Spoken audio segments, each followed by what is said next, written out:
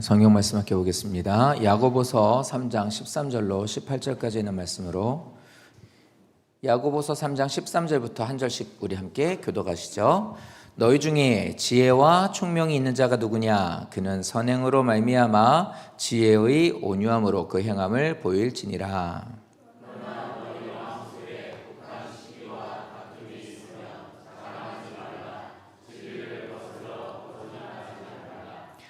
이러한 지혜는 위로부터 온 것이 아니요 땅 위의 것이요 정욕의 것이요 귀신의 것이니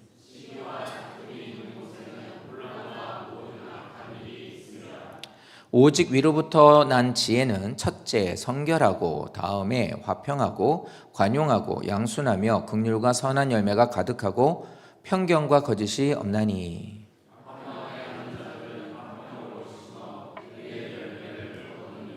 아멘. 자, 오늘 함께 보신 야고보서 3장 13절로 18절까지 있는 말씀으로 위로부터 오는 지혜를 받은 자가 맺는 열매라는 제목으로 함께 말씀을 나누도록 하겠습니다. 자, 야고보서 지금 하고 계시는데 어떠신지 모르겠습니다. 기억을 하시는지 좀 성도님들이 늘 기억을 하셨으면 좋겠어요. 야고보서 2장에서는 말과 생각만으로 그냥 안다고 하는 어떤 상투적인 것으로만 멈추지 말고 행함이 없는 믿음으로 그냥 머무르면서 나는 믿음이 있다라고 하면 자기 자신을 속이는 자가 되지 않아야 된다라고 경고를 하고 있지요.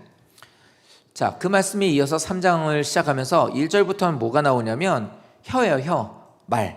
말을 조심해야 된다. 왜냐하면 그 말을 우리가 입에 재간을 물리지 않으면 결국에는 이 죄악에 노출이 되고 그것으로 인해 우리가 오염되니까 우리가 거기에 사로잡히는 자가 되니 말 조심해야 된다는 거예요.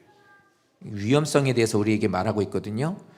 그래서 누구든지 간에 죄에 대한 이 혀에 대한 것을 제어하여야 온전하고 유익한 삶을 살아갈 수 있다라는 걸 말하고 있습니다. 그러니까 성도가 나는 하나님을 믿는 자입니다 라고 고백하는 이들마다 되게 중요한 원리, 성도로서의 삶의 원리, 그 중에 하나가 뭐냐면 나 자신을 낮추고 다른 사람을 섬겨주고 그러니까 그리스도의 사랑을 실천하는 삶을 살아가는 것이 성도로서 갖고 사는 삶의 원리 중에 하나가 그거예요. 어떠세요? 성도님들은 저도 마찬가지로 말씀을 보면서 봅니다. 날 언제나 낮은 위치로 나는 데려가나? 나 스스로 이렇게 내려놓나? 그리고 다른 사람들을 높여주고 섬겨주나? 이런 것들. 그러니까 이런 모습으로 행함이 있는 그런 행함을 갖는 믿음 있는 자가 되어야 된다는 거예요. 말로만 하지 말고. 자, 그래서 오늘 이 말씀에 대해서 앞에 있는 오늘 13절부터 봤지만 위에 있어서는 혀를 제어하는 자가 되어야 말에 대한 조심성을 갖고 있는 자가 되어야 된다. 이걸 우리에게 알려주고 있는 겁니다. 꼭 기억해 주십시오. 말로 실수하는 사람 많잖아요. 누구든 다 마찬가지죠. 그러니까 조심해야 된다는 걸 우리에게 말씀하고 있는 거예요. 근데 문제는 이게 잘못된 건지 알아야지 안 하지. 잘못된 건지도 모르니까 그냥 막 하는 거예요. 그러니까 하는 행동이 다른 사람들에게 눈살을 찌푸리게 하고 상처를 주는 행동인데도 이거를 계속하는 이유 중에 하나는 그게 잘못인지 모르고 하는 거예요. 그래서 어떤 말과 행동을 하는 것이 이 굴레를 온몸의 굴레를 씌우는 것처럼 죄 가운데로 나를 끌고 가는 건지 우리는 몰라요. 그게 문제예요. 몰라요. 알아야 되거든요. 자, 그래서 우리들이 뭐가 죄인지를 알아야 그 죄에서 우리가 이거 죄니까 하지 말아야지. 이거 하면 안 돼. 내가 또 실수했네. 이렇게 될 수 있는 건 알아야 된다는 겁니다. 그래서 오늘 말씀의 시작을 이렇게 물어요. 너희 중에 지혜와 총명이 있는 자가 누구냐? 이렇게 묻거든요. 근데 이 말은 이 중에 누가 이런 사람이 누가 있냐 여기 이렇게 이제 보고 있는 이 말이 아니라 이거는 다른 말로 보면 이렇게 되는 거예요. 너는 지혜와 총명함이 있는 자가 되라요. 지혜와 총명이 있는 자가 되라. 똑똑한 사람이 있느냐를 묻는 게 아니라 너희 중에 나눠볼게요. 이렇게 들으시면 돼요. 지혜와 총명이라는 것에 정의를 내려라 그러면 사실 좀 어려울 수도 있고 가르치면은 맞다라고 하지만 다시 생각하면 못 오라가 되는데 이겁니다. 성도님들은 지혜와 총명함이 있어야 됩니다 라고 말하는 이 내용은 성도님의 삶에 옳은 방향으로 갈 수 있도록 옳은 방향으로 인도하고 있는 하나님의 그 일들에 대한 것을 성도님들이 알고 따라가시는 자가 되셔야 된다는 거예요. 그래서 생활 속에서 어려움이 있고 즐거움이 있고 높을 때가 있고 낮을 때가 있고 기쁠 때가 있고 슬플 때가 있지만 어떤 상황을 만나든 바르게 분별하여 알려주시는 것들을 적용하여서 내가 그것을 적용하여서 분별하면서 행하는 것을 그런 삶을 살아야 된다입니다. 그래서 이거를 이렇게 보다가 이렇게 설명하면 좀 알아들을 것 같더라고요. 이렇게 말하면 말이라는 건 들으면 맞는 것 같은데 다시 물어보면 잊어버려요. 그러니까 잘 들어보십시오. 우리 안에 많은 이제 실수가 있는 것들이죠. 이 보면 문 앞에 이렇게 앉아 있어요. 문 앞에 이제 성도님들 집을 한번 생각해봐요. 문에 있는데 문에 앉아 있는데 이제 더우니까 이제 들어와서 앉아요. 근데 문 쪽에 있는 앞에 물을 한 잔 마시면서 그냥 컵을 그 문 앞에 두는 거예요. 문에 있는 데다 그냥 아무 생각 없이 먹고 그냥 거기다 올려놔요. 근데 지나가다가 다른 식구가 지나가다가 그걸 그냥 쳐가지고 넘어뜨려서 그게 다 엎질러져 버렸어요. 물이 엎질러지니까 막 난리가 나잖아요. 막 이걸 왜 여기다 두고 말이야 막 이렇게 막 얘기를 해요. 막 그래서 막 닦고 막 그래요. 또 심지어는 컵도 깨지고. 그러면 두 개를 조심하면 돼요. 첫 번째는 사람들이 많이 다니는 데니까 거기다 물을 두면 물컵을 안 두면 되잖아요. 그렇죠? 두 번째 물컵이 있는 걸 알면은 돌아가면 되죠. 피하거나 아니면 두 번째는 물컵을 치우면 돼요. 맞죠? 식구들이 다니는 곳이니까 물컵을 두지 말아야 돼라는 것을 아는 게 지혜예요. 해야 할 것과 하지 말아야 될 것을 분별하는 것이 지혜라고요. 지나 다니다가 이제 일상의 삶을 사는 데 있어 이거를 치면 엎어져 깨져 이러니까 이거를 피하거나 이게 내 것이 아니거나 나쁜 거면 피하거나 아니면 이렇게 그냥 별것 아닌 거지만 나는 돌아가지만 다른 애들이라도 다니다 보면 치겠네 하면 이거를 들고 가는 것, 이거를 실천하는 게 이게 총명이에요. 그러니까 성도로서의 삶을 사는데 이 지혜와 총명이라는 게 즉 분별력을 갖고 분별할 줄 알고 분별한 것에 대한 것을 삶으로서 실천에 적용하는 삶을 사는 것, 지혜와 총명입니다. 그러니까 이렇게 사는 자가 되라는 것을 우리들에게 말해요. 이 설명이 13절에 나오는 그 뒤에 나오는 거예요. 선행으로 말미암아 지혜의 온유함으로 그 행함을 보일지라. 그러니까 성경이 좀 어렵죠. 설명이 어려워요. 그러니까 이게 히브리어와 그들의 사고를 우리들의 말로 이거를 담아내기가 좀 어려워요. 그러니까 예수님이 오늘도 우리가 학생부 시간에 얘기할 때 예수님이 잔치하는데 포도주가 떨어졌으니 네가 가서 좀 어떻게 좀 해다오. 그랬더니 거기서 어머님, 엄마 이게 아니라 뭐냐면 여자여 보소서 이러거든요. 그 엄마한테 여자라고 말하는 그런 게 어디 있어요. 아무래도 예수님이 하나님의 아들이어도 그 육신의 어머니이니까 그 질서 가운데 그것이 있는데 거기다 여자여 이렇게 이상하잖아요. 근데 그게 그 의미가 아니거든요. 여인을 이끌 때 가장 극존칭으로 쓰고 있는 단어래요. 근데 우리에게는 그런 식으로 쓰이지 않으니까 이거를 이해가 잘 안 가죠. 그냥 그대로인데 여자여 썼더니 이게 얼마나 이게 무슨 싸가지 없는 말투 같아요. 이렇게 이해가 되는 것처럼 담아내지를 못하기 때문인데. 그러니까 다시 보시면 지혜, 분별력이 있고 분별을 하고 분별력 있게 실천하는 자가 되라 라는 것이 선행으로 말미암아 지혜의 온유함으로 그 행함을 보이라 라는 말입니다. 그런데 참된 지혜를 갖고 있느라는 것은 참된 지혜를 갖고 있다면 이 말은 그거예요. 말로만 떠들지 말아요. 말로만 떠들지 마라. 그냥 말로만 그렇게 하면서 뭐 해야 될 거 못 해야 될 거 말은 천상유수인 사람 많잖아요. 애들도 말로는 천상유수예요. 신앙인도 천상유수예요. 공부하는 학생들도 천상유수예요. 가정생활하고 남편으로 아내로 뭐 이런 관계에 있어서도 말은 잘하는 사람들이 수두룩해요. 수두룩 빽빽입니다. 수두룩 빽빽. 그러니까 말로만 하는 것을 말하는 게 아니라 네 삶 속에서 네 삶의 모습이 그런 것을 통해 보여주라예요. 보여주라. 지혜롭다고 분별할 줄 안다고 그것에 대해 실천할 줄 안다고 실천해야 된다고 말하지 말고 이런 것들에 대한 것을 그대로 보여주는 자가 되라.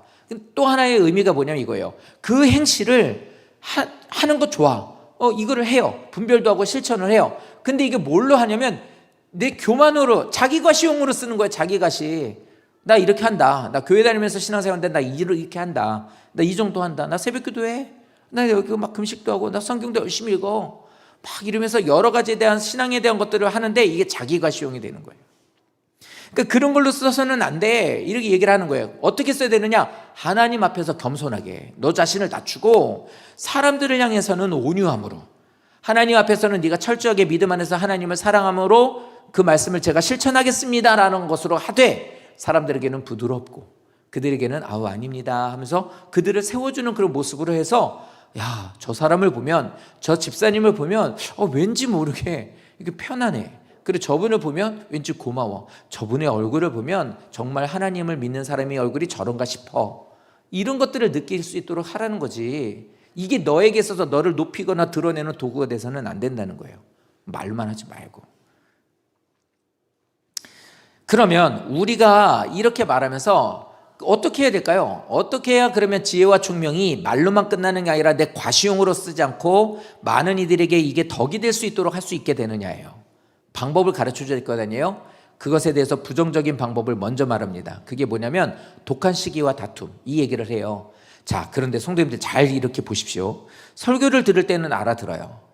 그죠? 저도 성경 볼 때는 알아듣는 것 같아요. 근데 일상으로 돌아가게 되면 이게 잘 실천이 안 될 때가 많아요. 우리 다 마찬가지잖아요. 그런데 내가 갖고 있는 성도님 여기 계신 분들은 다 지혜가 있어요. 겸손하신 분들은 전 지혜가 없어요. 부족해요. 이렇게 말하죠. 근데 거기다가 집사님 지혜로우시잖아요. 그러면 아니에요. 지혜 없어요. 그럼 제가 맞아요. 지혜 없어요. 솔직히 얘기해서 지혜 없어요. 그러면 되게 싫어해요. 맞죠? 참 희한하죠? 지혜가 있다고 우리는 사실 다 있어요. 성도님들 이번에도 정교회 수련회 가면서 이번에 결심한 거 사실 이번 수련회 정교회 수련회를 가면서 좀 다른 학생부 수련회 가는 것 같이 고생했던 것 같아요. 정말 첫 번째는 모든 성도님들이 다 학생 때로 돌아가시기를 청년 때로 돌아가기를 원했어요. 그래서 좀 아무 어떤 거리낌 없이 좀 거기서 재미있게 좀 지내셨으면 해서 성경학교나 수련회를 준비하는 마음으로 저도 했어요. 걔네들 할 때 보면 요즘에는 유초등부는 제가 별로 관여를 안 해요. 왜냐하면 교사들이 이제는 이게 잘 돼 있어서 잘해요. 이제 잘하니까 맡겨놓고 저는 제 할 것만 해요. 근데 학생부는 이제 그게 아직은 좀 교사들이 많지 않아서 제가 많이 좀 하죠. 근데 이번 정교회 수련회 그렇게 했는데 보여드린 거예요. 자, 이런 식이에요. 내년에 정교회 수련회 가면 이렇게 우리 포메이션이 이렇습니다. 요 스타일로 가요. 이제 보여드렸는데 그러면서도 이제 다 하지 못하니 짬짬이 이렇게 하시는 게 있죠. 식사 준비도 뒤처리도 뭐 기획하는 것도 뭐 이런 거 다. 근데 이렇게 또 가서 또 생활하는 걸 보고 그러니까 결심이 이제 내가 이렇게 안 해도 되겠구나 예요. 진짜 지혜롭더라고요. 이제 게임 같은 건 제가 진행 안 할 거예요. 어떤 분이 저한테 게임을 시나리오를 써주셨는데 좀 못하겠더라고요. 그는 거의 전문 MC 같이 저보고 하라고 하는데 못하겠더라고요. 좋아요. 그래서 그런 분들한테 맡기고 식사 이번에 진짜 바다가 보이는 뷰가 좋은 식당에서 맛있는 고기를 먹고 야식도 먹고 재미있게 보냈죠. 근데 보면 다 달란트와 지혜가 있으신 분들이에요. 그래서 결심한 게 내년부터는 내가 할 것만 하고 나머지는 다 이제 맡기면 되겠구나였어요. 근데 이제 이거 잘하시면 우리가 1, 2년 정도 지나고 2, 3년 지나면 이젠 이게 다른 사람들하고 다른 교회하고 이게 연합되는 일들도 생기거나 다른 교회 가서 우리가 해주는 일들도 생기게 될 거예요. 이게 무슨 말인지는 좀 더 기다려 보시면 알 거고. 어쨌든 말하고 싶은 거 뭐냐면 우리 성도들이 지혜가 있으신 분들이 많더라요. 여러 면으로. 어떤 하나에 대한 것만을 잘하는 게 아니라 이게 다른 부분은 또 다른 부분에서 다. 그런데 이렇게 지혜를 갖고 있다고 하는데 문제는 아까 그랬잖아요. 분별함이 없으면 자기가 말하는 게 옳은지 안 옳은지 몰라요. 그렇게 막 하는 게 많아요. 그러니까 다른 사람들이 힘든데 그 사람은 정작 저 사람들 왜 저래? 이런다는 거예요. 진짜 지혜인지 가짜로 오는 지혜인지 확인할 수 있는 방법이 있어야 될 거 아니에요. 오늘 말씀을 통해 보니까 뭐냐면 출처를 보면 알아요. 답은 출처예요. 어디로부터 오느냐예요. 그래서 14절부터 나오는 데는 위로부터 오는 지혜가 있고 땅으로부터 오는 지혜가 있다고 말해요. 시작점이 어디냐예요. 근데 먼저 밑에서 땅에서 사람에게서 정욕에게서 마귀에게서부터 오는 지혜라는 게 있다는 거예요. 사실 지혜라고는 하지만 사실 이거는 우리에게는 조금 더 우리는 경계해야 될 것들이 되겠죠. 근데 이런 걸 갖고 있으면서도 자기가 지혜롭다고 말하는 사람 되게 많거든요. 그래서 먼저 부정적인 걸 얘기하면서 자기를 보라는 거예요. 너에게 있는 것이 혹시 이런 거 아니야? 라고. 그래서 이거를 털어버리고 그럼 어떻게 해야 돼요? 라고 하는 갈망하는 마음으로 바라보라가 위로부터 오는 지혜를 설명해 주는 거예요. 이렇게 얘기를 하는 거예요. 그러니까 한번 보세요. 어떤 게 없어야 되는지, 혹시 내게 그런 게 있지는 않은지 보셔야 되는데 14절 말씀에 뭐 이렇게 말합니다. 너희 마음속에 독한 시기와 그리고 다툼이 있으면 이렇게 말하고 있어요. 이게 뭐하고 연결이 되냐면 땅에서부터는 지혜라고 말하고 설명하고 있는 저것들은 몽땅 다 죄와 연결이 돼요. 죄와 연결이 돼요. 시기와 다툼이라는 것을 다른 말로 바꾸면 경쟁심이에요. 좋게 표현하면 경쟁이라는 말로 쓸 수 있어요. 근데 그것이 경쟁이라는 말이냐 아니면 다툼이라는 말이냐가 어떤 걸로 이것이 그러면 해석을 해야 되느냐를 보려면 뭐와 연결이 되냐고 보시면 돼요. 하나님의 것을 갖다가 연결을 시켜 놓으면요, 사실 거기에서는 하나님의 것이 나올 수밖에 없어요. 근데 땅에 있는 것하고 연결이 되면 이거는 이 죄와 연결이 되면 이제 거기서 온갖 더러운 것들이 다 나오게 되는 거예요. 예를 들어 이렇습니다. 우리가 신앙생활하고 믿음생활하고 세상에서 삶을 살고 있는데 죄와 연결되는 저 시기와 다툼이라는 것이 연결되면 이렇게 되는 거죠. 독한 시기라고 하는 건 독하다는 건 가득하다는 거 진하다는 거잖아요. 근데 시기가 뭐냐면 이거예요. 마음속 깊은 데서부터 이게 끌어오르게 되는, 펄펄 끌어오르게 되는 질투심, 이것에 대한 경쟁심, 좋은 말로 하면 경쟁심인데 마음속에서부터 끌어오르게 되는, 마치 독국물을 막 펄펄 끓이는 것처럼 성도님들, 우리가 이렇게 카레나 짜장 같은 거 이렇게 끓이고 이렇게 다 재료 넣고 쑥쑥 젓다가 불을 좀 세게 해놓고 가만히 있으면 어떻게 막 이게 막 올라오잖아요. 퍽퍽퍽 하면 올라오잖아요. 근데 그거를 계속 놔두면 어떻게 돼요? 이게 계속 커져요. 그럼 온 사방으로 다 튄단 말이에요. 음식에 비유해서 좀 이해가 어떠실지 모르겠지만 죄된 것들이 어떻게 되냐면 계속해서 그걸 짚어버리게 되면 마음속 깊은 곳에서부터 그것들에 대한 것에 대한 계속해서 열을 가게 되면 더 좋은 것으로 나오는 게 아니라 온갖 죄된 것들로 그냥 계속 퍼져나간다 소리예요. 시기라고 하는 말의 가장 기본적인 말은 뭐냐면 내가 못 가는 건 너도 못 가져요. 그리고 네가 갖고 있는 건 반드시 나도 가져야 된다가 돼요. 그러려면 어떻게 돼요? 다퉈야 돼요. 어떻게 해서든지 밟고 일어나야 돼요. 야, 너는 똑같은 밥 먹고 공부하고 학원 다니는데 왜 그거밖에 못해? 수단과 방법을 가리지 마. 성공하려면. 이렇게 가르치는 부모들 있죠? 이게 제정신 아닌 거예요. 왜요? 자기도 세상의 것을 땅에서부터 갖고 있는 걸 갖고 있으니 그렇게밖에 말할 수 없죠. 다툼이라는 것은 이기적인 경쟁심이에요. 지금 표현한 거죠. 그러니까 교회 안에서도 가정에서도 이기적인 가정, 각자가 이기심이 가득한 가정, 이기심이 가득한 교회가 되게 되면 거기에서 뭐냐면 자기 유익이 1번이에요. 식구가 어떻게 되든 상관없어요. 일단 내게 피해가 안 와야 되는 거예요. 아내가 아파, 밥을 못 해줘.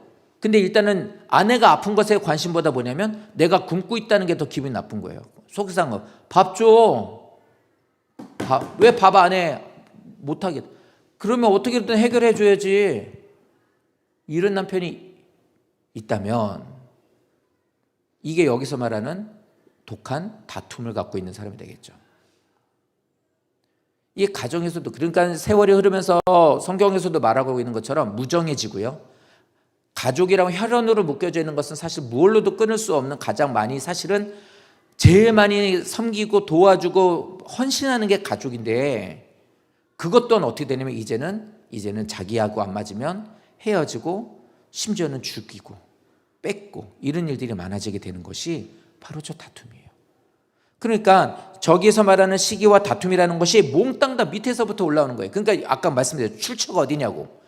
하나님의 것이 아닌 것으로 인해서 저것들이 채워지게 되는 거예요. 근데 저 뒤에 있는 말 보시면 이렇게 그걸 자랑하지 말래요. 지혜가 없으면 자랑하는 거예요. 왜? 세상은 성공만을 말하니까. 수단과 방법을 가리지 말고 네가 얻으려고 하는 걸 쟁취해. 높아져. 이겨야지. 누려야지. 이걸 얘기를 하거든요. 그건 자기가 자기 자신을 속이는 거예요. 근데 이걸 자랑하지 말라고 말하고 있습니다. 지혜라고 포장하지 말라는 거예요. 지혜라고. 그거 지혜 아니에요. 하나님이 주신 지혜가 아닌데 자기는 그게 되게 지혜롭다고 생각을 해요. 이럴 땐 이렇게 하는 거야 라고 하면서 편법을 쓰면서 한탕 큰 거 하나 한몫 해먹으려고 이제 이렇게 하게 되는 거예요.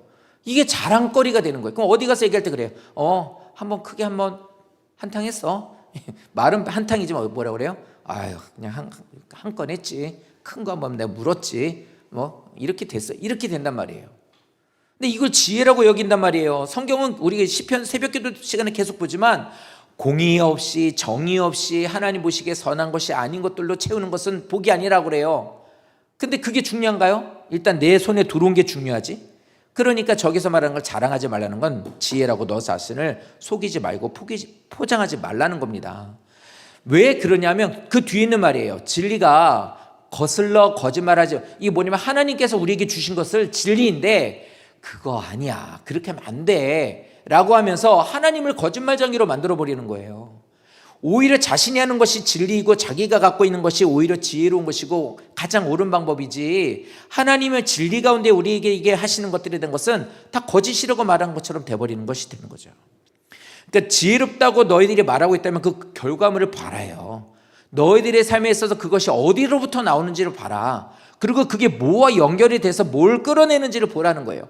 죄와 연결되어 있으면 수도 없이 악하고 더러운 것만 나와요. 그래서 불평과 원망과 거기에서 서로에 대한 미움과 이런 것들이 가득하게 된 거예요. 그래서 우리에게 말하는 건 이겁니다. 직역하면 이렇게 돼요. 너희가 마음속에 독한 시기를 갖고 있거나 아니면 너희에게 있어서 이기적인 다툼을 너희가 갖고 있다면 그런 걸 자랑하지 마라. 진리를 거스르지 말고 진리 하나님의 말씀에 대한 걸 거슬러서 하나님을 거짓말장애로 오히려 너희들 하나님의 것을 치워버리고 이게 맞다고 너희들 거짓말하지 마라. 이제 이렇게 말하고 있는 거예요. 그래서 이렇게 하게 되면 우리에게 찾아오게 되는 게 뭐냐? 정의를 내려요. 이것은 땅에서부터 오는 것이다. 하나님으로부터 오는 거 아니야. 네가 원하고 있는 방법도 하나님의 것이 아니고 네가 얻는 것 또한 하나님이 주시는 게 아니라는 거예요. 인간의 죄된 본성에서 나오는 거지. 저거는 마귀가 너를 이용하기 위해서 던져놓는 떡밥이니까 그런 것을 갖고 너는 지혜라고 말하지 말합니다.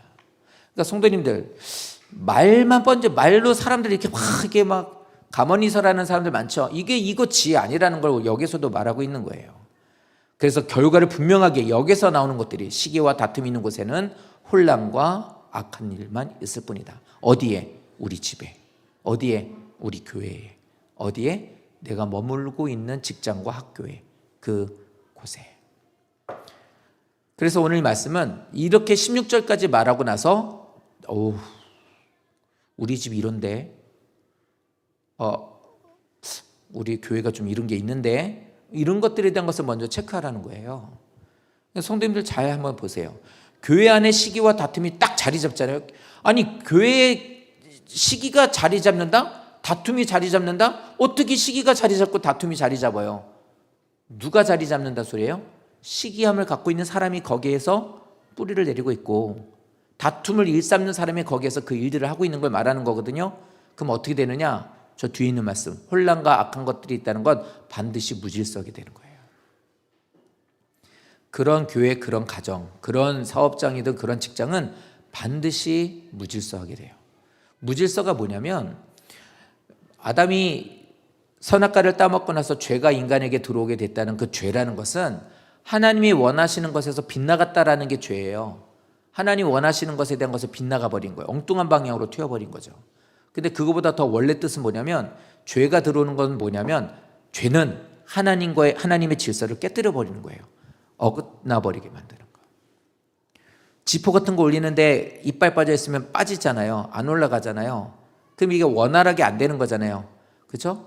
관계에 대한 것들이 이어지는 것에 대한 것을 어딘가가 끊어져 버리면 그게 안 되는 것, 이게 죄예요. 그러니까 죄라는 것은 하나님의 관계를 망가뜨리는 거예요. 그러니까 저런 것들을 갖고 있으면 시기, 다툼, 그것으로 자기 자랑으로 삼고 이것을 자기를 높이기 위해서 쓰는 사람이고 그런 가정이 되면 반드시 가정은 질서가 깨지게 되어 있어요. 그리고 두 번째로 나오는 것은 이렇게 되게 되면 반드시 말씀드린 것처럼 온갖 종류의 모든 악한 일들이 다 나오게 되는 거예요. 서로 간에 불신하고 미움이 생기고 불평하게 되고 탐욕 그리고 분열을 일으키게 되는 겁니다. 그러니까 성도님들 이거를 절대로 미화시키셔서는 안 돼요. 그냥 우리 애들이 그렇다 누군가 그렇다고 하면 그러면 안 돼요. 아 우리 아내는 말이야 사람이 좀 표독해. 그냥 뭐 좋은 거 사주면 그냥 해벌레하고 막 그런 거 가지고 돈 안 갖다 주면 막 그냥 도끼 눈이고 뭐 막 잡아먹으려고 그래. 이거는 그 사람의 성격을 말하는 게 아니에요. 우리 남편은 그만할게요. 저도 이런 얘기 이렇게 예를 들면서 그만하겠습니다. 뭐 별로 좋지도 않네요. 이런 식으로 그래서 가정이 막 문제가 되는 교회도 문제가 되는 많아요. 수도 없이 많아요. 근데 이런 것들은 다보다 혼란을 야기시켜요. 모든 악한 것들이 그 속에서 들끓게 되는 겁니다. 버리셔야 돼요. 그 얘기는 좀 더 할게요. 예는 들지 않아도 저건 성격이거나 그 사람의 스타일 아니에요. 그것을 갖고 있다고 한다면 좋게만 보시면 안 돼요. 그렇게만 보면 바꾸셔야 돼요. 왜요? 그게 결국 어떻게 되느냐? 가정에서는 가정의 전체적인 분위기가 되고 자식들을 그렇게 키워내는 장소가 되게 되고 교회라는 것은 하나님에 대한 맛, 하나님에 대한 색깔, 하나님에 대한 분위기, 하나님으로 향하는 그 길에 대한 모든 것들을 싹 다 몰아내는 게 돼버리니까 그러니까 교회는 먹고 마시고 즐기고 노는 것만 가득한 곳 마음이 안 되면 이렇게 파당져가지고 거기서 그렇게 하는 곳 안 돼요. 다 그렇게 되는 것들이 뭐냐면 자기 속에서 이루어지는 거라고 생각하기 때문인 거예요. 성격 아닙니다. 그냥 내 속에서만 이루어지는 일들 아니고요. 그 사람의 기본적인 스타일도 아니에요. 저건 반드시 뽑아버려야 되는 거예요. 그러니까 부단히도 노력해야 돼요. 그럼 여기서 답이 나와요. 어떻게 해야 돼요? 저런 것들을 버리려면 어떻게 해야 돼요? 그럼 저런 것 말고 하나님의 것은 어떤 거예요? 라고 하는 게 17절이에요. 볼까요? 그래서 설명해줘요. 아주 친절하게 얘기해줘요. 왜요? 편지니까. 편지는 꼭 알아들을 수 있도록 해줘야 돼요. 말로 하는 거면 부연 설명이 되지만 편지는 안 되잖아요. 그래서 얘기해요. 위로부터 오는 지혜란 하나님께로부터 내려오는 지혜란 이런 거야 라고 이제 여기서 8가지를 얘기해 줍니다. 성결, 화평, 관용, 양순, 긍휼, 선한 열매, 편견 그리고 거짓이 없는 것. 이제 이렇게 쭉 설명을 해줘요. 그러니까 이거에 대한 단어 설명을 쭉 해드리고 싶은데 뭐 그렇게 이거에 대한 건 그래요. 뭐 예를 들어 성결은 더럽혀지지 않은 온전한 하나님을 향한 거룩한 태도, 화평이라는 건 계속해서 하나님 나라와 같은 곳을 만드는 것, 그리고 관용이라는 것 부드러움, 양순 여기에 있어서는 하나님을 향해 순종하는 마음, 그리고 긍휼 고통 중에 있는 사람들에게 손을 내밀어 그 사람을 돕는 것, 선한 열매 내가 열심으로 하나님의 말씀에 순종하여서 많은 아름다운 열매를 맺게 하는 것, 뭐 이런 것들이에요. 다 이런 식으로 설명이 돼요. 다 좋은 것들이죠. 그런데 밑에서 두 번째 줄 선한 열매가 가득하고 편견과 거짓이 없나니 이제 이렇게 설명하잖아요. 저기까지 나오는 모든 8가지에 대한 것은 이거예요. 세상은요 이겼어, 높아졌어, 잘 풀렸어, 이것을 성공이라고 말해요. 이게 대단히 중요한 것들이에요. 그런데 하나님은 아니라는 거예요. 하나님은 그렇지 않대요. 하나님은 뭐예요? 믿음으로 살았냐, 하나님 보시기에 선한 것으로 살았냐를 하나님 보시기에 중요한 것으로 보셔요. 성도님들이 이게 위로가 되셨으면 좋겠고 힘내셨으면 좋겠어요. 신앙생활을 시작하시고 나서 신앙생활을 이제 막 시작을 하고 하나님을 알아가고 성경을 가까이 하며 교회를 이제는 좀 더 가까운 곳으로 내게 영향을 주는 곳으로 삼으시고 이제 그 발을 내디딘 모든 성도들에게 우리에게 하시는 말씀은 그거예요. 믿음으로 살고 그렇게 살려고 노력하고 한 주간을 분주하게 살았어도 교회 오면 마치 두 렙돈을 됐던 과부와 같이 거기에서 하나님 앞에 죄인된 모습으로 하나님 앞에 부끄럽습니다. 하나님 좀 참 연약하고 참 무엇 하나 제대로 드릴 수 있는 자가 아니어서 죄송합니다 라고 하며 하나님 앞에 겸손하게 예배하는 그런 분들이 하루하루를 한 주 한 주를 살다 보면 하나님이 그들을 사랑해 주세요. 또 이 말씀을 통해 들으면 그렇게 된다고도 계속 성경은 말을 하고, 또 신앙생활을 오랫동안 하면서도 믿음이 이제 계속 쌓여가면서 더욱더 하나님이 인도하신 가운데 더 힘있게 가는 성도님들 다 포함합니다. 우리 모두가 다 이렇게 간다고 해서 내가 원하는 것을 다 얻지 못해요. 때로는 질병도 생기고, 때로는 일이 잘 안 풀리기도 하고, 오히려 좀 어려운 일을 당해서 좀 공격도 당하기도 하고, 그럴 수 있죠. 인생 사니까. 성경에도 반드시 고난이 있다 했으니, 그럼 어떻게 합니까? 알았으니까 또 우리는 기도자리로 가고, 또 말씀 붙잡고, 또 예배를 온전히 사모하는 마음으로 드려요. 그러면 어떻게 돼야 돼요? 나아져야 될 거 아니에요. 나아져야 될 거 아니에요. 근데 그게 없어. 분명히 나는 너무나 가난이 싫어서 기도를 해서 하나님 나를 좀 부유하게 해주시길 원했으나 내게 있어서 하나님께서 물질에 대한 자유함을 주시지 않아. 나는 나도 좀 다른 사람들처럼 힘있게 좀 이렇게 좀 활동도 하고 봉사도 하고 싶은데 이놈의 건강이 좋아지지를 않아. 가정이 좀 더 화목해져서 아름다운 하나님의 가정을 이루는 것을 꿈꾸고 있는데 이게 가족의 구성원들이 내 마음 같지 않고 쉽지 않아. 막 이것 때문에 1년, 2년 계속 기도를 해요. 근데 그게 이루어지지 않는 그런 모습을 만날 때도 있더라는 거예요. 그러면 세상으로 봤을 땐 이렇게 보면 이거는 뭐예요? 이거 실패예요. 이거는 바보 같은 짓이고 다른 방법을 선택해야지 라고 생각하게 될 거예요. 근데 하나님은 어떻게 해요? 그거를 실패라고 말하지 않아요. 그런 과정 가운데 몸부림치고 있는 그를 향해서 하나님은 내가 원하는 수치상으로에 대한 것과 삶의 모습이 변하지 않아도요, 세월이 흐르고 신앙이 깊어지면 어떻게 되냐면 거기서 하나님은 내 삶 속에 하나님이 나를 이끌어 가신다는 것을 경험하시게 돼요. 하나님은 나와 함께 하신다는 걸 알게 돼요. 여전히 변하지 않는 상황과 환경 때문에 눈물을 흘리지만 그 눈물 흘린 가운데 나는 하나님이 내 기도를 듣고 계시다는 것을 알고 거기에서 힘을 얻으며 계속 하나님을 향해 나아가는 모습을 갖게 돼요. 힘내십시오. 믿음 안에서. 그러면 저 8가지 열매가 맺혀진대요. 저 8가지 열매는요, 돈하고 관련된 얘기 없어요. 저건 건강에 대한 얘기 없어요. 저거는요, 눈에 보여지게 되는 어떤 승진하시는 거하고는 전혀 관계가 없는 것들이에요. 그러니까 위로부터 온 거니까 회사로부터 와야 되고 학업으로부터 와야 되는데 그거 아니잖아요. 위로부터. 그래서 그런가? 그게 아니에요. 자, 이 아주 놀라운 비밀이 있는데 저 8가지 있는데 히브리 사고는 유대인들에 있어서는 가장 중요한 걸 첫 번째로 여겨요. 그래서 성경을 기록할 때 제일 첫 번째로 여기는 것을 맨 앞에다 둬요. 뭐든지 설명을 할 때. 그러니까 저기로 봤을 때 딱 설명하죠. 첫째는 이라고 딱 집어요. 뭐라고 말해요? 성결이라고 말합니다. 성결이란 것은 말씀드린 것처럼 더럽혀지지 않은 것, 깨끗함이 성결이에요. 근데 그렇게 된 게 뭐냐면 다른 말로 하면 저 성결은 거룩입니다. 거룩은 3가지가 있어요. 첫 번째는 구별되는 거예요. 구별되는 거. 애들한테 물어보는 건 똑같아요.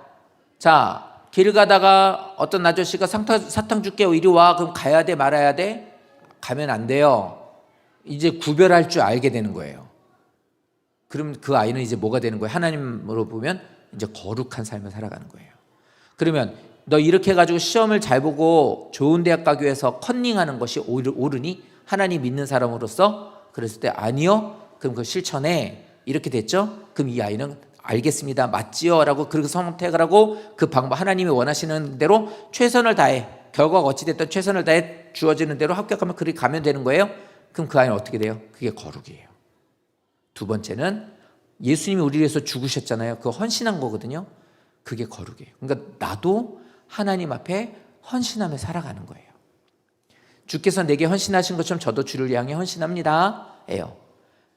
그래서 학생 때, 청년 때 전도사님이나 목사님한테 많은 감동과 도전을 받고 사랑을 받으신 분들이 계시죠. 그런 분들이 나이를 먹으면서 어떻게 돼요? 군대 갔다 오고 이제 대학생을 하면서 교사도 해요. 심지어는 저 같은 사람은 교육자가 돼요. 그래서 꿈을 꿔요. 나도 나를 이끌어줬던 우리 전도사님처럼 나는 학생들한테 좋은 전도사가 될 거야. 꿈을 꿔요. 이게 뭐예요? 누군가가 나에게 헌신해 준 것을 통해 나 또한 헌신하겠다고 하는 거거든. 이게 거룩인 거예요. 하나님이 내게 헌신해 주셨으니 나 또한 나도 하나님을 향해 헌신하겠습니다 하면 이게 거룩한 삶이에요.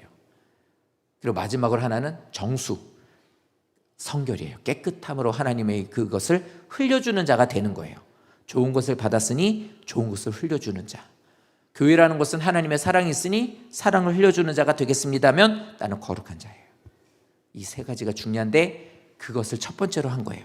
그래서 성결이라고 하는 저것을 통해 말씀드린 것처럼 믿음 안에서 하나님의 것으로 깨끗한 것으로 가득하게 되니 두 번째로 세 번째로 이렇게 쭉 연결이 돼요. 그러면서 저게 흘러서 맨 밑으로 가요. 맨 밑으로 가는 게 뭐냐면 선한 열매가 가득하다고 말해요.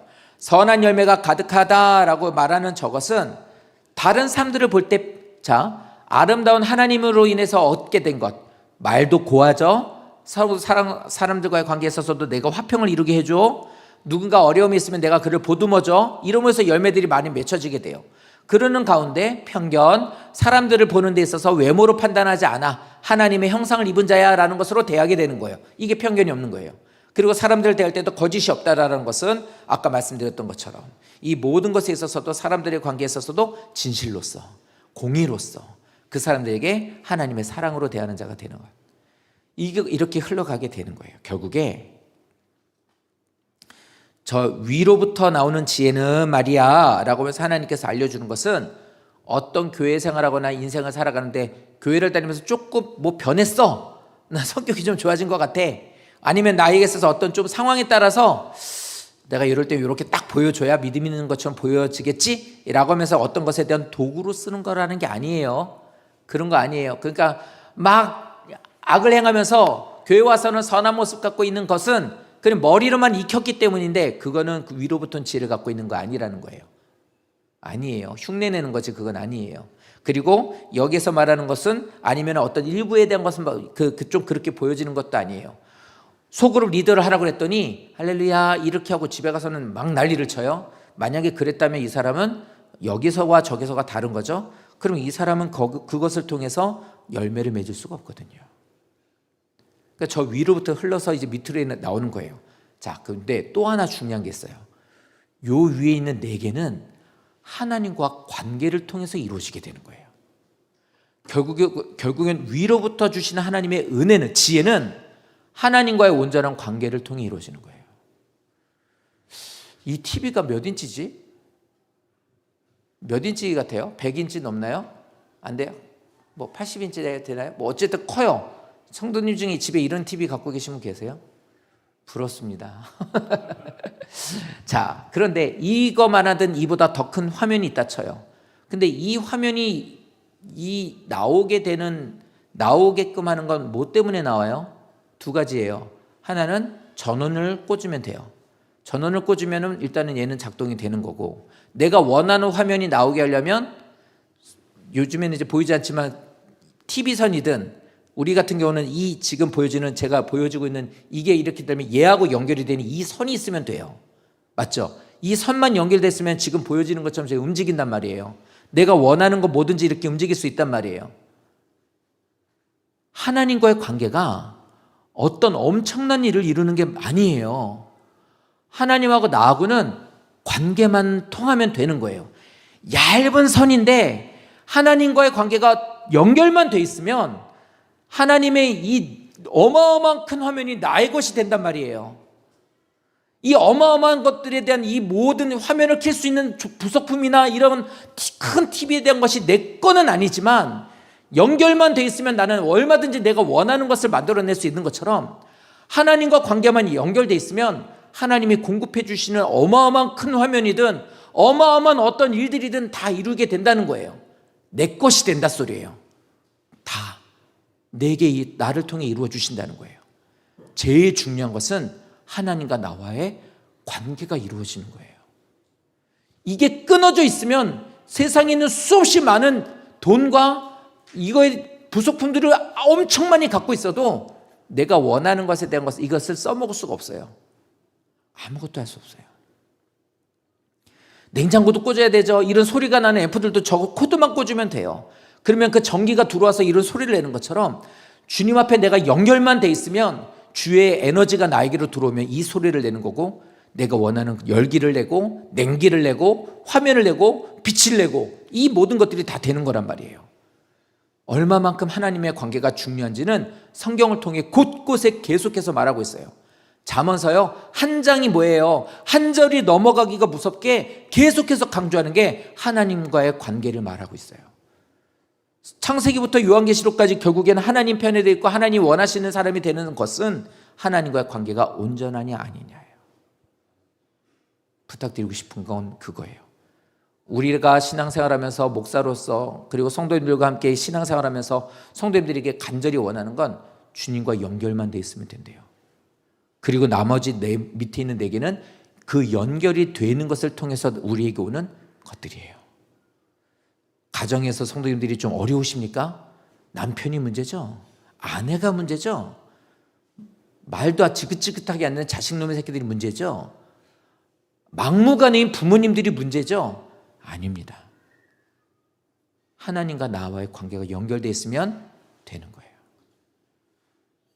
아니, 바다는 3%만 그 염분이 있어서 안 썩는다는데 3%? 구성원이 3명이 두 가정이신 분, 3가정이신 분, 우리는 지금 현재 5분이 제일 많죠. 5 식구 중에 한 사람, 그 본인만 바꾸면 어떻게 돼요? 20%잖아요. 20%면은 뭐예요? 농도가 넘고 차고도 넘잖아요. 문제는 뭐냐면 하나님과의 관계가 돼 있지 않으면, 아까 그랬죠, 죄와 연결이 다른 코드가 꼽힌다고요. 그러면 거기서 온갖 더러운 것들이 나와요. 그러니까 하나님과의 관계가 돼 있지 않으면 어떻게 되냐면 불평과 원망과 미움이 생기고 분열이 일어나요. 다시 말하면 이거예요. 아내 때문이야, 옆에 있는 때문이야, 저 남편 때문이야, 우리 애들 때문이야, 돈이 없어서 그래, 성격이 이래서 그래, 직장이 안 좋아서 그래. 우리는 모든 것들을 다 원인을 그렇게 돌려요. 지옥 가면 거기서 내 죄 때문에 지옥 갔다고 말하는 사람 한 사람 없대요. 우리 부모 때문에, 누구 때문에, 뭐 때문에 다 그러고 있대요. 그러니까 하나님과의 관계가 온전하게만 이루어지면 되는데 그게 안 된다고 하니 문제가 된다? 그럼 어떻게 되면 이제부터 나만 보면 돼요. 내가 하나님과의 관계가 온전하지 않으니까, 하나님을 향해서 내가 이게 바로 꽂혀 있지 않으니 하나님의 에너지가, 능력이, 힘이, 그 모든 작동될 수 있는 그것들이 안 들어오는구나, 이게 되는 거예요. 그러니까 제일 첫 번째 뭐냐면, 믿음 안에서 우리 아이들이 잘하는 애들 너무 많으니까 믿음 생활을 잘하고 큐티를 하거나 말씀대로 해야 되지, 아빠 왜 기도 안 해? 엄마는 왜 이렇게 말씀대로 하자? 라는 말을 들으면 도전이 돼서 나 자신을 바꾸는 거예요. 그 모습을 바꿈으로 인해서 나로 인하여서 우리 가정이 변해지게 되는 거예요. 긍휼함이, 선한 열매가, 편견이 없고 거짓이 없는. 교회 안에도 마찬가지. 우리 교회 저 되게 감사해요. 야, 이건 진짜 큰 은혜죠. 어제 우리가 갔었던 그 교회 수양관, 거기에서 일하고 있는 그 관리하시는 분이 저하고 같은 교구였던 분이었거든요. 그러니까 그래서 오래간만에 가면 이제 인사를 해요. 그러니까 이번엔 영진이도 가고 제 아내도 가는데 의진이 이제 고3이니까 못 갔죠. 요즘 상담 기간이고 원서 쓴다고 그래서 못 뺀다고 그러더라고요. 그랬더니 가서 그래요. 의진이 많이 컸냐고. 예, 의진이가 3살 때 봤으니까 뭐 이렇게 해서 의진이가 뭐 어떠냐, 많이 컸냐 뭐 이랬거든요. 하선이 나보면 이렇게 오면은 그러니까 일단 이게 쟤도 이제 사회성이 생겼나 봐요. 근데 제가 딱 쳐다보면 이렇게 웃어줘요. 이제 자기 관리가 이제 시작된 거죠, 쟤도. 근데 우리 의진이는 일부의 어떤 제가 저러죠. 이양복님한테 가더라고요. 어찌됐든 가더라고요. 뭐 막 생각이 많아 보이긴 하는데 그래도 손을 내밀더라고요. 저한테는 손 안 내밀어요. 근데 의진이가 어렸을 때는 그런 집사님이 있었어요. 손을 벌리는 게 아니라 눈만 마주치고 그냥 으악 하고 울어버리는 집사님이 있었어요. 그러니 그런 분들이 이제는 고3이 돼서 보면 어떻겠냐고요. 궁금하죠. 자, 그런데 그런 분들, 오래간만에 만나는 분들, 우리 교회 와가지고 우리 교회를 이렇게 보시는 분들, 저하고 목사님들과 관계에 있어서 성도님들 보시는 분들 중에 말하시는 분들 중에 이렇게 말하시는 분들이 몇 있어요. 교회가 건강한 것 같아요. 저 이 말이 정말 멋있는 말인 것 같아요. 건강한 성도. 저도 건강해야겠죠. 허리는 아프지만 목사로서 건강한 목사가 되는 건 정말 중요한 것 같아요. 성도님들도 건강한 성도들이라는 말을 들을 때 저에게는 되게 이게 복이라고 생각이 되거든요. 성도님들, 하나님과의 관계가 온전하게 되시면 건강한 신앙이 되시는 거고요, 건강한 가정이 되는 거예요. 그들이 계신 여기가 건강한 교회가 되는 거예요. 하나만 생각하세요. 내게 위로부터 오는 지혜가 있는가? 즉 하나님과 관계가 잘 이어져 있는가? 그것만 생각하시면 돼요. 그래서 우리들의 삶이 그겁니다. 나와 하나님과의 관계로부터 시작돼서 하나님의 것이 내 안에 채워짐으로 인해서 그때 성품이 변화되는 거예요. 그때 성품이 변화돼요. 삶의 방향이 하나님이 기뻐하시는 것들로 채워지는 모습으로 내가 이루어져 가는 그 모습을 통해서 우리 가정이, 우리 교회가, 내 자녀들이 그때 돼서 변화되는 거예요. 저 아빠가 계속해서 딸을 성폭행해가지고 이게 아이가 어느 정도 나이를 먹었는데도 아빠가 계속 성폭행했었던 그런 분도 봤어요. 상담이 안 돼요, 상담이. 이게 저도 인간적인 게 좀 많아서 그런지 이게 입 밖으로 나지 속으로는 이게 너무 울분이 쌓이는 거예요. 부모가 갖고 있는 재산을 다 사업한다고 해서 이거 떼주고 저거 떼주고 다 떼주고 다 잃어버려서 딸들이 돈 모아가지고 정말로 쬐끄만 지하 반지하에서 살고 있는데 엄마한테 와가지고 사업하는데 돈 더 필요하니까 달라고 했더니 이제 더 이상 아무것도 없다고, 정말 싹 다 뒤졌는데 없다고 그랬더니 그럼 죽어버리라고, 뭐하러 살아있냐고 이렇게 말하는, 그 말을 하고 있는 그 할머니하고 예배를 드리고 그런 데도 있어 봤거든요. 그럼 성도님, 아들이 그렇다고 해서 용서해 주세요 이런 말이 안 나오더라고요. 제가 그때 40대였거든요. 성도님, 아들 몇 살이에요? 60이요. 예? 60이니까 때릴 수도 없고 야단칠 수도 없고, 그러니까 막 이제 막 화가 나는 거예요.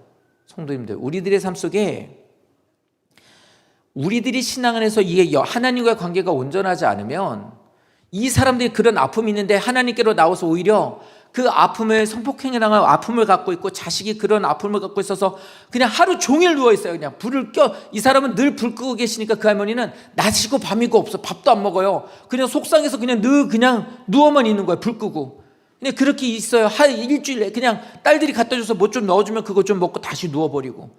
그 주일날 교회를 안 넣으면 불안한 거예요. 80이 넘은 할머니가 왜 안 넣으시지? 집에 가도 문 잠겨 있고. 그럼 어떻게 되면 이제는 어떻게 해가지고 딸을 연결해서 가면 그러고 누워 있는 거예요. 얼마나 속상해. 그랬던 분들이 교회에 오셔서 이제 신앙생활하고, 그런 성도가 어렵게 자기 고백을 했던 그 성도가 이렇게 했던 이런 저런 많은 수많은 성도들이 하나님과의 관계가 회복되니까 그때가 되니까 용서의 눈물을 흘리더라고요. 이제 용서할 수 있을 것 같다고.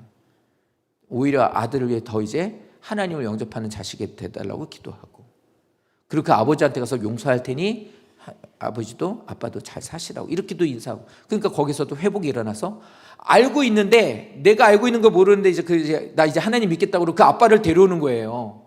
그 딸이 그 아빠를 데리고 같이 교회로 와요. 인사를 이제 알죠, 저는. 거기서 막 여러 가지 생각이 들어요. 근데 그 가운데서 저도 그 마음이 들어요. 이게 진짜 놀라운 일이구나. 뭐 저 사람이 그 사람이야? 이룰 수 있어. 이게 아니라 저렇게 오는 것 자체와 그런 관계가 되는 것 자체가 놀랍더라고요. 놀라워. 왜 그래요? 하나님과의 관계가 되니까 땅이 풀려지는 거예요. 땅이 풀려지는 거예요.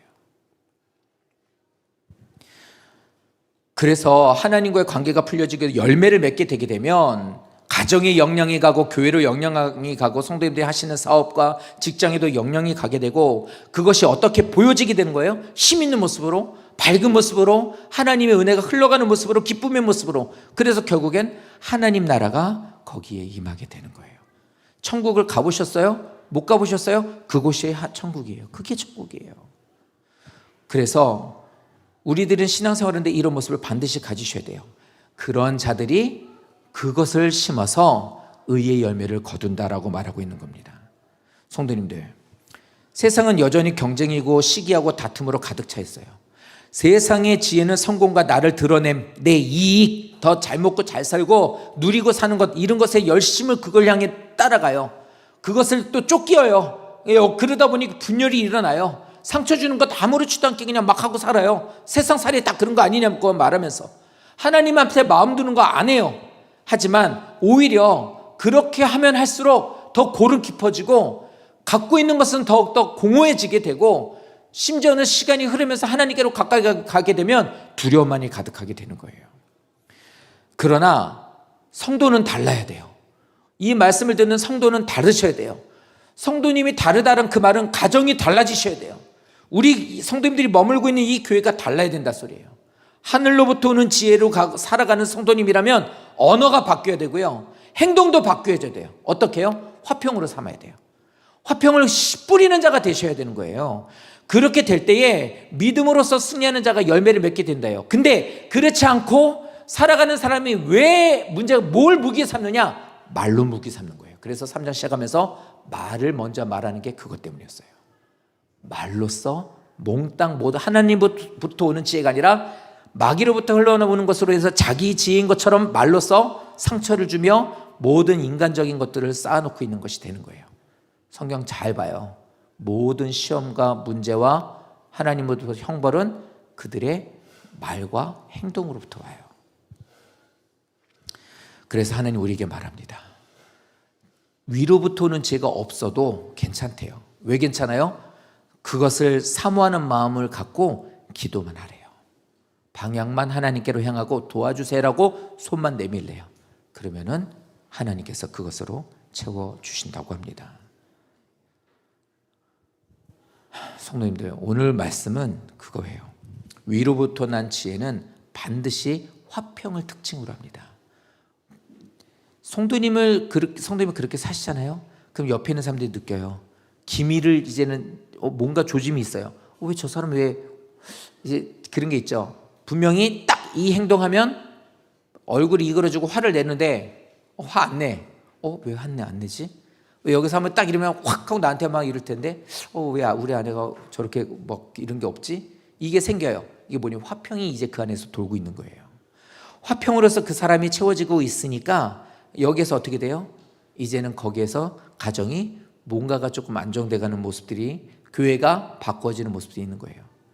교회에서 성내시는 분 없어야 돼요. 있으시면 어떻게 돼요? 다시 하나님께로 가야죠. 그래서 기도하시면 돼요. 그리고 생각하고 대화할 때마다 화날 수 있죠. 인간적인 일이니까. 저도 화가 나고 속상하고 서운한 분 있죠. 다 우리 마찬가지죠. 근데 가만히 기도하다 보면 뭐냐면 그도 하나님 사랑하는 자녀이다. 그리고 때로는 애틋해요. 안타깝고. 그러면 어떻게 되면 기도가 바뀌어지더라고요. 도와주십시오 하나님. 하나님 좀 만져주십시오. 이런 일들이 많아지게 되면 여기에서 의의 열매가 생기게 되는 거예요. 사랑하는 성도님들, 내 마음에 시기와 다툼이 있으면 거기서는 의의 열매가 자라날 수가 없대요. 그래서 화평은 그래서 씨 뿌리는 것과 똑같아요. 내 영혼의 밭에 먼저 내 영혼에 심어야 돼요. 내 남편과 아내가 아니라 내 안에 화평을 심으셔야 돼요. 그리고 교회 안에서 분쟁과 경쟁심에 대한 이 모든 것, 그런 것들을 뿌리는 것 말고, 그죠? 그런 거 뭐가 중요해요? 교회에서 뭐 되었던 거 그거 가지고 자랑하는 분 있나요? 나 뭐 이런 거, 그런 분들이 오히려 자기의 생활에 대한 것들이 너무 물질이, 자기의 어떤 안에 있는 것들이 채워지지 않은 것을 겉으로 자꾸 드러내려고 하죠. 좋은 일도 있고 뭐 있는 것 같고 뭐 잘할 것 같고 뭐 사람들이 보기에 좀 부러울 만한 것 같고 거기서 얘기를 하는 거예요. 나 이렇다고. 그거 아무것도 아니거든요. 근데 화평으로 내 안에부터 채워지게 되면 오히려 그런 건 아무 문제가 되지 않아요. 내가 대하는 것도 그런 것들을 보는 나도 전혀 문제가 되지 않는다는 겁니다. 그래서 이 말씀을 통해서 가족 간의 화평에 대한 것을 내가 먼저 심어 그들에게 주는 자가 되세요. 여름이 되면 하집사님은 교회 있는 성도들한테 와가지고 방울토마토도 주시고 콩 있으면 콩도 좀 나눠주시고 상추 있으면 상추도 있어 먹게 하시고, 내 것이 거기에서 열매를 맺어지니까 주는 거잖아요. 시장에서 사와서 주는 게 아니라 마찬가지예요. 화평을 심어서 거기서 열매가 나오면 그 열매를 내 아이들에게 이제 주기 시작하는 거예요. 내 남편과 아내에게 주기 시작하는 거예요. 그들이 그걸 먹는 거예요. 그곳이 하나님 나라인 거예요. 부탁드리고 싶습니다. 그래서 다시 물어요. 하나님 우리에게 다시 물어요. 뭐라고요? 너는 지혜와 총명이 있니? 너는 분별력을 가지고 그렇게 살아가고 있니? 하늘로부터 오는 지혜를 가지고서 너는 그렇게 살아가고 있니? 라고 물어보시는 겁니다. 그래서 화평을 갖고 있는 우리들은 네 하나님, 전 그렇게 살기를 원하고 그렇게 살고 싶어요 라고 하나님께로 방향을 돌리고 있는 이들은 하나님의 사랑과 은혜를 계속해서 이제 나누고 심게 되는 거예요. 있으면 나누고, 주면은 감사히 먹고, 또 내기는 것을 그에게 주면서 또 다시 그 관계가 아름답게 이루어지는 거죠. 이렇게 됨으로 인해서 이 사람은요, 하나님이 믿는 사람, 성경에만 기록되어 있었던 많은 아름다운 것들이 이제 본격적으로 내 안에서 이제 보여지게 되는 거예요. 우리 집에서 이런 얘기가 나와? 우리 교회에서 이런 얘기가 나온다고? 내가 저 사람하고 막혔었는데 저 사람이 왜 저 사람이 나한테 좋은 걸 주지? 왜 저 사람이 나에게 저렇게 따뜻한 눈길로 보지? 저 사람이 나에게 왜 위로의 말을 주지? 야, 그래도 내가 믿음 안에서 하나님 말씀대로 살고 하나님 말씀에 순종하고 말씀대로 살려고 하고 하나님의 화평을 심으라 해서 지혜를 구하며 기도했더니 이렇게 하는구나. 그래서 고맙다고 인사를 해요. 이렇게 해주셔서 그 말이 되돌아와요. 뭐라고? 당신이 먼저 내게 이렇게 해주셨잖아요 라고. 이게 서로가 되는 게 하나님 나라예요. 성도님들, 위로부터 오는 지혜를 소유하고 내게 주신 가족을 통해서 성도님에게 올바른 하나님과 관계를 통해 주신 이 화평으로 인해서 우리 모든 성도님들의 가정이 하나님이 함께 하시는 아름다운 가정이 되셨으면 좋겠어요. 성도님들이 다니시는 우리 교회를 통해서 아까 기도할 때도 여름날 더위를 얘기했지만 더울 때 시원한 데 들어오면 너무 좋잖아요. 그것처럼 세상살이 하시는데 힘들지만 교회로 들어오시면, 주일이 돼서 교회 오시면 마음이 편해지시고 집에 가기 싫다라고 말하는 아름다운 교제가 이루어지는 교회가 우리 교회가 되었으면 좋겠어요. 내가 살아갈 수 있도록 이곳에 심어주셨으니 하나님께서 우리 교회를 통해 그 성도들에게 좋은 것들을 많이 공급해주는 교회가 될 수 있도록 저도 우리 성도님들도 모두 스스로가 이렇게 잘하여서 하나님 앞에 칭찬받고 하나님께 영광 돌리고 너무너무 하나님 행복하게 잘 살았습니다. 고맙습니다 하나님. 이 고백이 우리의 것이 됐으면 좋겠습니다. 이러한 성도님 되시기를 예수님 이름으로 축원드립니다.